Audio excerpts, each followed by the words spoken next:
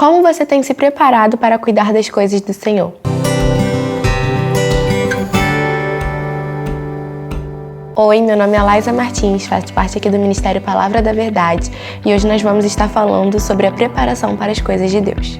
Quero convidar você a ler comigo 1 Crônicas, capítulo 15, o versículo 13 ao 15 da versão NVI. A parte que nós vamos ler é sobre a escolha de Davi de levar a arca para Jerusalém. Deus deu uma ordem para os levitas, dizendo que somente eles poderiam levar a arca, porque existia sobre eles uma unção para esse serviço.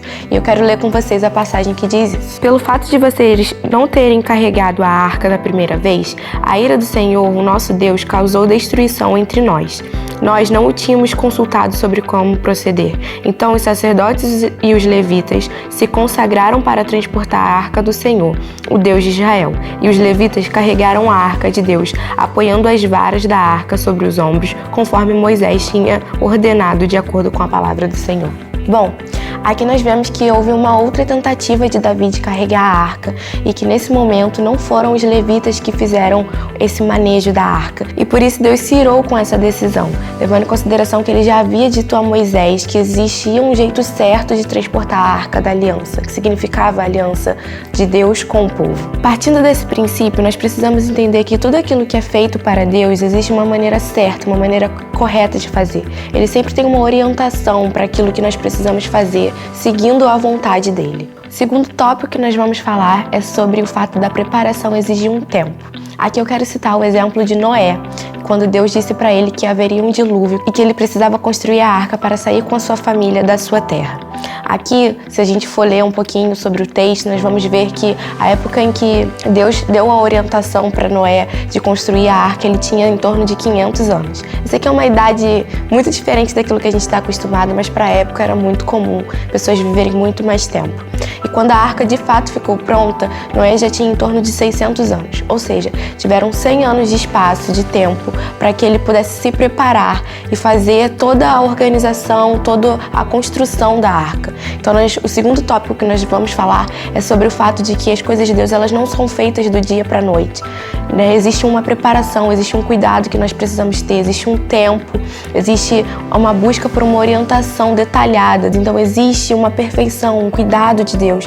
Da mesma forma que quando houve a construção do templo de Salomão, Deus também falou sobre as medidas dos tecidos, sobre quais os tecidos usar, sobre como seria feito. Então, tudo aquilo que é feito para Deus, existe um tempo de cuidado, de preparação. Nós precisamos respeitar o tempo que Deus nos dá para nos prepararmos para as coisas que vamos fazer para Ele.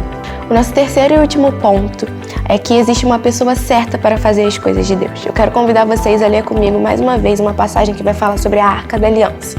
A gente vai estar lendo agora 1 Crônicas, capítulo 17, no primeiro versículo, que diz assim: O rei Davi já morava em seu palácio quando certo dia disse ao profeta Natã: Aqui estou eu, morando num palácio de cedro, enquanto a arca da aliança do Senhor permanece numa simples tenda. Aqui, Davi mostra um descontentamento com o fato de morar em um lugar tão luxuoso, enquanto a arca da aliança estava naquela tenda de maneira simples. Então Davi fala com Natã sobre o descontentamento de ver que a arca da aliança está em um lugar tão simples e ele em um palácio tão luxuoso. E aí Deus fala diretamente a Natã, existe esse descontentamento de Davi, Deus fala que não será ele que irá construir o templo para que a Arca da Aliança estivesse, porque Davi já tinha participado de muitas guerras, de determinadas situações e que havia muito sangue nas mãos de Davi. Então ele fala que honrará a sua descendência através de Salomão, que é quem mais tarde a gente sabe que vai construir o templo, para que a Arca da Aliança esteja em um lugar tão belo quanto eram os palácios. E aqui a gente tem um outro exemplo, que é o exemplo de Saul e Salomão, onde Deus escolhe Salomão para ser ali meio que um mentor, orientador de Saul. Em determinado momento da história nós vemos que Saul estava diante do povo e estavam todos esperando que Salomão chegasse para que houvesse sacrifício. E com a demora de Salomão, ele acaba executando o sacrifício que não deveria ser ele a fazer, deveria ser Salomão, por uma orientação de Deus.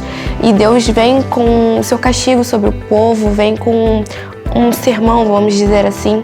E assim que Saul executa o sacrifício, Salomão chega e diz que ele seria sucedido por um outro rei, por um outro reinado. Então aqui nós vemos dois exemplos sobre o fato de que nós precisamos ouvir a orientação do Senhor para que sejamos a pessoa certa, no lugar certo, no tempo certo, tendo a preparação e fazendo da maneira correta. Bom, recapitulando um pouquinho sobre o que a gente falou, existe um jeito certo de fazer as coisas de Deus. Existe uma pessoa certa para fazer e existe também um tempo de preparo para fazer tudo aquilo que Deus nos mandou. Espero que você possa entender que todo o nosso relacionamento com Deus é pautado em preparação, em tempo, em devoção, em dedicação de estar intimamente ligado com Ele para que possamos ouvir de maneira clara tudo aquilo que Ele tem para nos dar e nos passar. Quero convidar você a compartilhar, curtir, comentar. Manda para aquela pessoa que você acha que precisa ouvir essa mensagem e vem participar com a gente de um dos nossos cultos. Todo domingo, às 10 da manhã e às 6:30 da noite. Tchau, tchau e até o próximo Verdades em 3 Minutos.